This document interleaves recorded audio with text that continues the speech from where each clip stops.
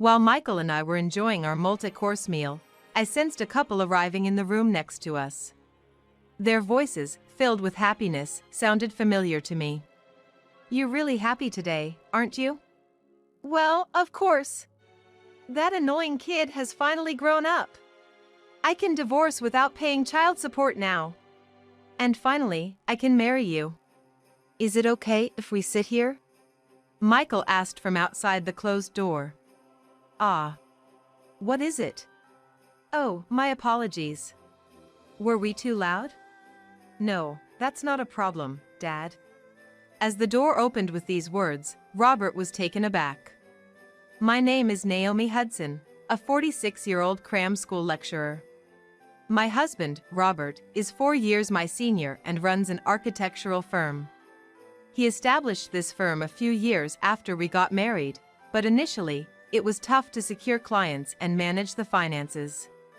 That's why, before we got married, I was a teacher, and after giving birth to our only son, Michael, I worked as a tutor and cram school lecturer for the immediate high income and stability. I used to pack my schedule with work, no matter what. This inevitably made my routine nocturnal, and there were days I couldn't do anything around the house. There were times when little Michael was left at my parents' house. But a few years later, Robert's business stabilized, and it started growing. I didn't need to pack my schedule with work anymore. However, by that time, I had grown to love my current job. I became passionate about how to guide children of Michael's age. And Michael himself grew up straight and tall, which is hard to believe considering how we raised him. Now, he is attending the law school. He has been interested in law since middle school and seems to want to become a lawyer. He is only in his second year, but he has already started preparing for the bar exam alongside his classes. Having a clear dream for the future is great. I've always wanted to be a teacher. But not in the sense of teaching at a school. I wanted to help each child find their way. My current job fulfills that old dream of mine. Moreover, I feel glad that I kept working when Michael asked me about his studies. From middle school until midway through high school, whenever he had a question about his schoolwork, he would ask me. He is competitive and hates not understanding things. I don't usually hover over him, but when he asks, I do my best to explain things in a way that makes sense to him. So, despite being an absent mother most of the time, Michael was kind to me. Probably, my mother's parenting while I frequently left him at her house when he was little played a significant role. I'm truly grateful for that. Thanks to this, Michael and I have a good relationship even now as he turns 20. However, my relationship with Robert has somehow become more formal. Things were really good until we had a child. I first met Robert at a college mixer. He was a young man working at an architectural firm, and his appeal was different from the usual education major guys I knew. He was interested in me because I was a type he had never encountered before. We started dating somewhat casually and eventually got married. But when starting his own firm became a reality, we began to clash. The timing was just bad. It was around the time we were considering enrolling Michael in kindergarten. He seemed to have had some conflict with his boss at the architectural firm where he was working, which triggered his decision to start his own firm. But starting a firm is not an easy task. If you're just working for someone else, you simply do the job that's given to you. But if you go independent, first and foremost, you have to find work on your own. Robert surely was skilled as a designer. However, when it came to management, he was nothing more than a novice. I decided to find a job that paid enough to cover all our living expenses. The place I initially chose to work was a tutoring center nearby.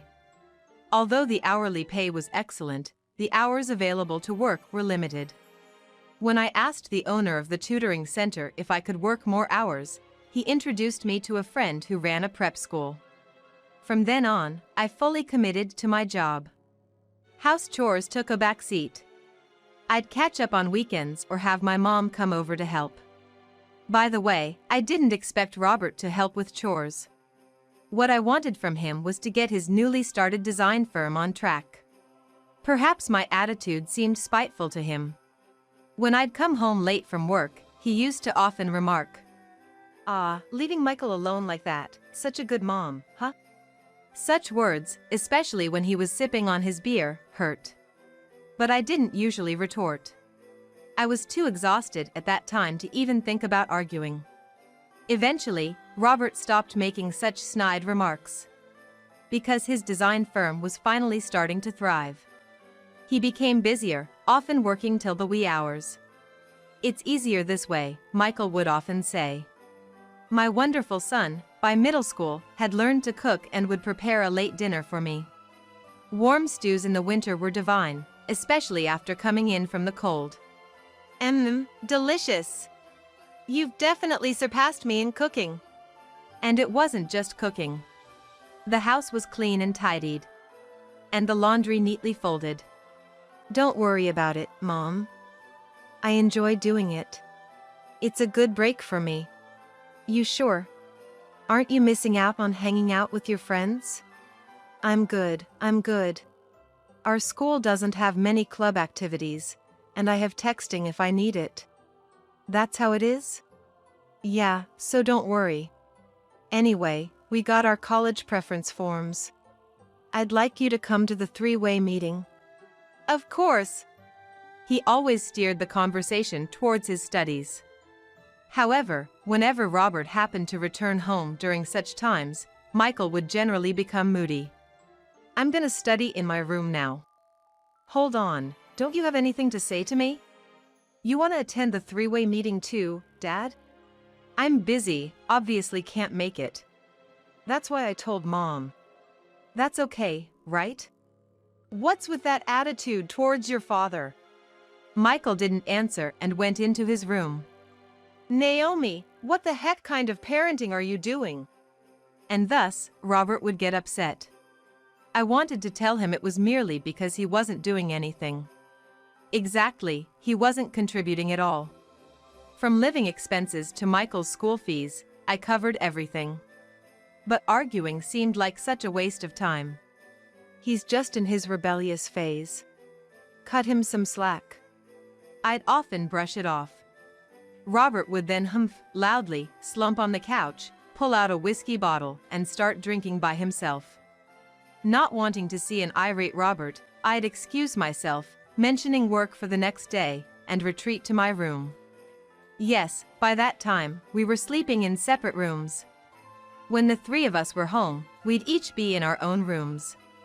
We were now able to live in a sufficiently large apartment.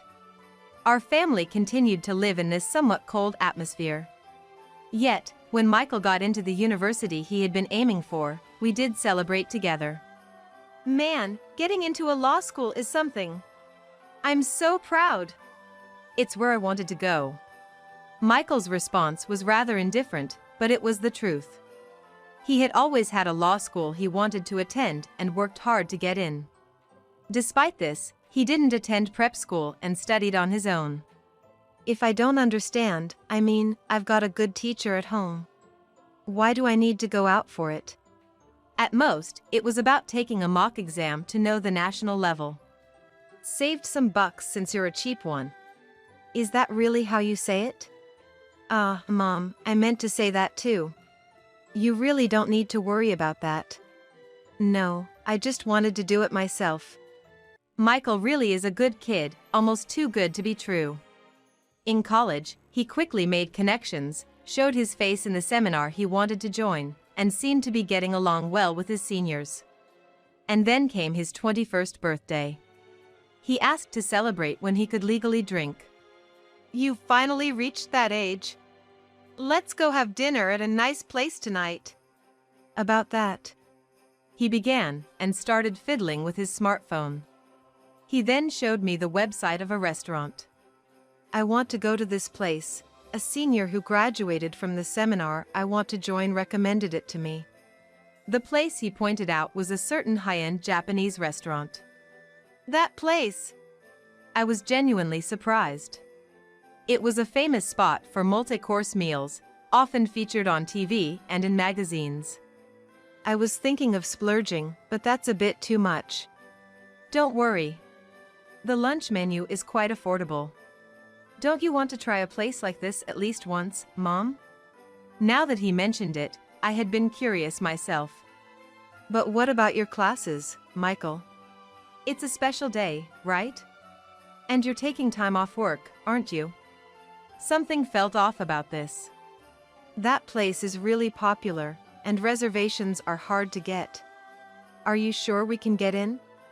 I've actually already made a reservation. Saying this, he operated his smartphone again and showed me the reservation screen. Was that your plan all along? I chuckled. On the promised day, we met up a bit earlier than usual lunchtime at a subway exit. Having been working non-stop, I rarely had the chance to dine at fancy places, so I was looking forward to it. This way, directed Michael, leading me to a building basement, a serene setting. Inside, the private rooms for small parties seemed to be located further in, as we were led down a long corridor. We've got plenty of time reserved, he assured me. So we can take our time, I get it. Exactly, he replied. We then enjoyed the series of exquisite multi-course meal brought before us. A feast for both the eyes and the palate. It had been quite a while since I had experienced something like this. As we were savoring the final sweet dish, I noticed some commotion outside. You're really splurging on me today, aren't you? Yeah, today's a special day. That voice, I recognized it and turned to look at Michael. He was calmly fiddling with his smartphone. Maybe checking messages now that we had finished our meal. Hey. Shoo, he gestured with his finger to his lips, a mischievous grin on his face. Let's listen in a bit more, Mom. And man, they sure are loud. The waitress said the thick partitions meant we wouldn't be able to hear the tables next to us, but I guess not. Feeling a bit uneasy, I strained my ears to listen. Drinking in the middle of the day is something, huh? Yeah, totally. Well, I'm not gonna get drunk or anything. It's rare for you. You're really happy today. Of course. That annoying brat is finally an adult. I can divorce without paying child support. And then we can finally get married. At the sound of that voice, Michael grinned and stood up in a flash. Is this seat taken? Michael called out from outside the closed door. What is it, exactly? Oops, sorry, was I too loud? No, that's not a problem, Dad. With that, Michael swiftly opened the door. You are. Hello to you too. Nice to meet you. I'm this guy's son. Clearly, the woman was flustered. She probably hadn't expected the annoying kid Michael talked about to suddenly appear right in front of her. She looked about my age, or maybe a bit younger, and was an ordinary woman, which seemed ill-fitting for the word mistress. And she looked somewhat familiar. By any chance, did you come to sell insurance before? I work as a lecturer at a prep school near the station. Oh! She seemed to remember. She had come to sell insurance during a break, promising to meet with a staff member. Then this will be quick. My name is Kate Smith. I've been seeing your husband for quite some time. Seriously. Now that your son is an adult, I think it's time for a divorce. With a brisk tone befitting her job, Kate clearly stated her case to me. Just then, as if Robert had closed his mouth, he suddenly opened it, grabbing Kate's shoulder as if to say, "Don't say any more." However, she probably didn't realize the meaning behind Robert's actions. She turned around, intending to come towards me. No way. As Michael said this, he took out his smartphone from his pocket. Actually, this is perfect. I want you to meet someone I want to introduce to Dad and the others, he said, and then quickly raised his hand to signal someone. Then, crossing the long hallway, several figures approached. Hey! Over here. Oh? You guys haven't gotten past the stewed dishes yet. If it's a full-course meal, you're in the middle of it, aren't you? Hey Michael, you guys have finished eating, haven't you? Yes, we certainly have. Shall we move to your room then? That sounds good. As Michael said this, the man and woman who came from behind the senior also chimed in. This is a nice place. Drinking from the afternoon, the boss has it good. Hey, you guys? It seems like they were from the architectural office staff. We also have something to discuss. Saying this, they led Robert and the others out of the other room. In our room, there were myself, Michael, Robert, Kate, the senior, and 2 office members, a total of 7 people gathered. Mom, Dad, let me introduce you. This is Mr. Young, a senior in the seminar I want to join. He's a lawyer. Nice to meet you, I am. The lawyer handed out his business cards to all of us, including the architectural office staff. What's all this about? Well, I heard from Michael that there might be a divorce case coming up, so I'm here to say thanks for the work in advance. Are you kidding me? No, I'm serious. Actually, aren't you and Mrs. Hudson going to discuss that now that Michael is an adult? Sure, we were talking about that. Saying this, Michael played back the recording of Robert's delighted voice and Kate's words from earlier. Mom, what do you think? Well, surprisingly, my response came out easily. Indeed, it could be said that I had abandoned my role as a wife to Robert quite some time ago.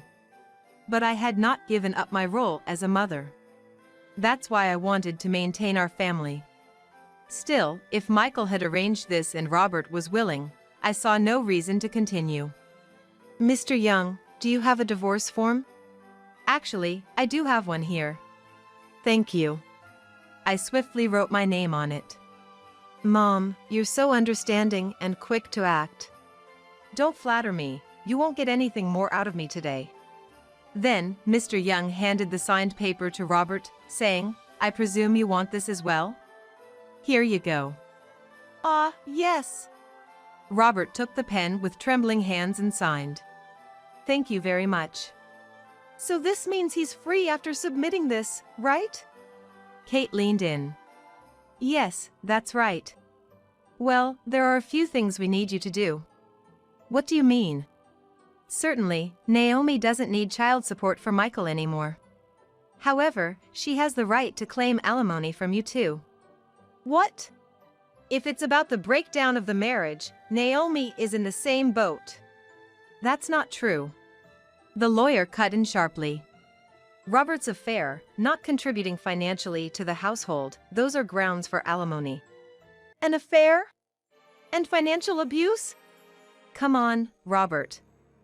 And Kate, was it? You guys admitted earlier that you've been together for a while now. That's an affair. There, the "we've been together for a while" part was played back. Kate gasped. Thinking you shouldn't have said that? I've known about this for a long time. That's why I asked Mom to celebrate my birthday here today. You little! I've checked the bank and the household ledger. Everything for our living expenses comes from Mom's account, including my tuition. Everything of yours goes to work and whatnot. Yet, you eat at home without question, get your laundry done, right? Look, I've been raised all along with Mom's money. Robert had no words to return to Michael's relentless statements. When on earth did he check the bank books? Indeed, I had been paying for everything in our household. Rent for the increasingly spacious apartment, groceries, utilities, so, in that sense, you've been living off me, haven't you?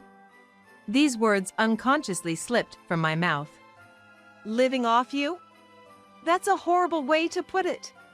But isn't it true? You've been doing your favorite job all along, spending all your earnings there. Yet, you live in the apartment I rent, eat the food I buy. Clothes, well, you probably buy those yourself, but the laundry is done at our place, right? Which part of this is not living off someone? I suddenly found the hole. Why have I continued this married life up until now? Things would have been so much simpler and more comfortable if I'd just lived with Michael from the start. Undergoing a sudden change in demeanor, I left Robert and Kate utterly dumbfounded. I'm sorry, Michael. I didn't realize all this. And Mr. Young, I'd like to request a divorce not just for infidelity but also for financial abuse, and I want to claim alimony. Leave it to me. Well then, Mom, we're done here with our meal and our business, let's go home. Is it okay to leave your senior colleague? He still has business with these two. I turned my attention to a man and a woman brought over by Mr. Young. They gave me a slight bow. Nice to meet you, we are architects from the office. Oh, is that so? Nice to meet you. But, what exactly is? Yes, we are considering leaving to start our own practice, but we've been having trouble settling matters, so we wanted to consult. Realizing what was going on, I left the dumbstruck Robert and Kate behind and left the scene. On the way home, I asked Michael, "Did you introduce Mr. Young to those two staff members?" "Well, yeah." He chuckled. "I realized Dad was having an affair quite some time ago. I was mad, but I didn't know how to handle it. Then, I got interested in law and lawyers. When I got into college, I found a professor whose seminar I thought would be helpful, and I explained my situation. He told me know your enemy first. So, I started investigating everything around Dad. That's when I came across those two having a conflict with him. And you introduced them to Mr. Young?" "Yeah. It's better to deal a blow all at once in these situations." I was astonished at how much he'd grown without me realizing. "But Michael, if you knew about Dad's affair, you should have talked to me first." "Well, our daily life was stable, and I just didn't have the courage to ask you about your feelings." I ruffled his hair affectionately. I see. Then I need to respond to your feelings as well." Saying that, I made calls to both my parents and my in-laws' houses. "Hello, it's been a while. This is Naomi." Actually, soon after, our divorce was finalized, and Robert had to move out of the house. That was only natural since the house was rented under my name, not his.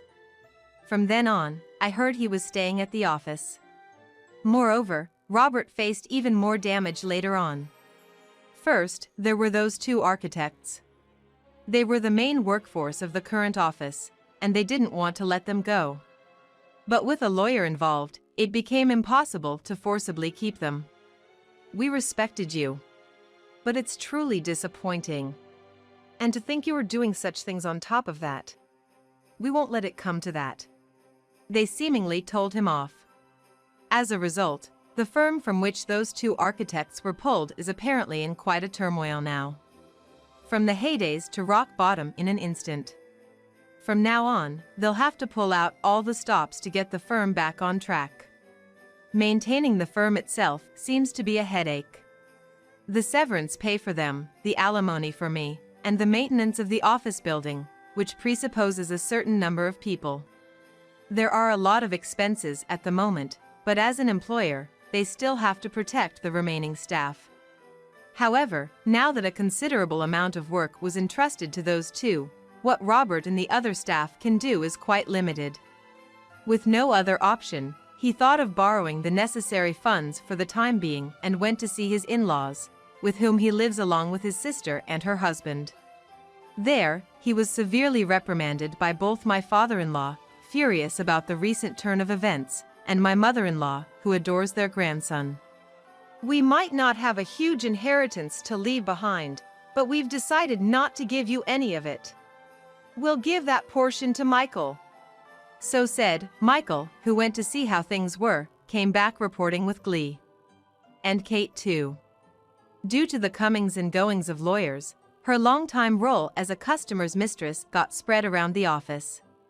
Moreover, this put a significant dent in her business as an insurance salesperson, where customer trust is crucial.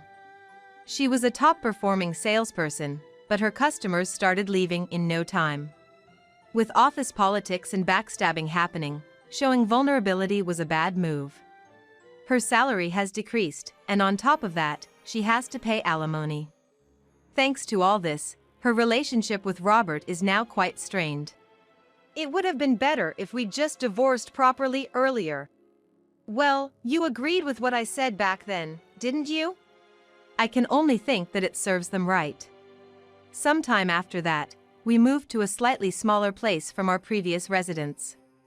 That's because Michael, taking the initiative, said, "Wouldn't a smaller place be fine?" Indeed, that's true. For now, it's just the two of us living together. I'm sure this thoughtful and well-prepared Michael will pass his bar exam early. And someday, he'll get a girlfriend, get married, and leave my nest to stand on his own. When that time comes, I'll be the only one left. There's no use in having a too spacious house for just myself. From now on, there's no deadweight named Robert. For a while, it's just going to be Michael and me in our cozy little space, living a joyful life,